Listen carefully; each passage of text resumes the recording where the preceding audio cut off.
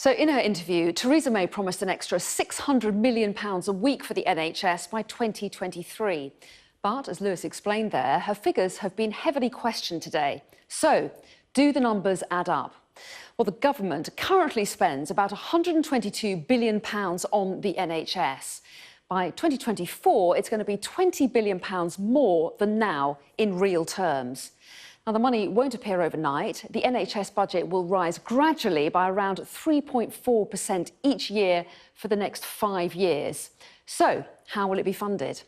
Well, after Brexit, the UK will no longer have to contribute funds to the EU, and last year that amounted to about £18 billion. And the government claims that that will help to foot the bill. But there's expected to be a big upfront cost of breaking away from the EU, and that's been estimated at around £37 billion. And the UK will most likely continue to pay into certain pan-European projects and fund subsidies, which could cost around £4 billion a year.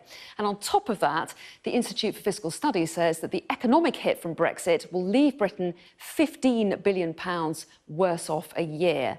And that would leave a £38 billion shortfall, which may need to be made up through taxes and borrowing.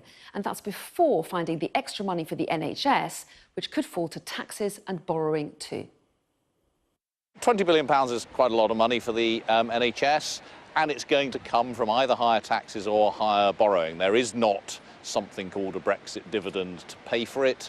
In the short run, arithmetically, there isn't, because we're going to continue giving money to the EU and spending money on farmers and so on through to 2023. There's literally no money there. In the longer run, the government has accepted that the economy will be smaller and tax revenues will be lower as a result of Brexit, and so again there is no Brexit dividend.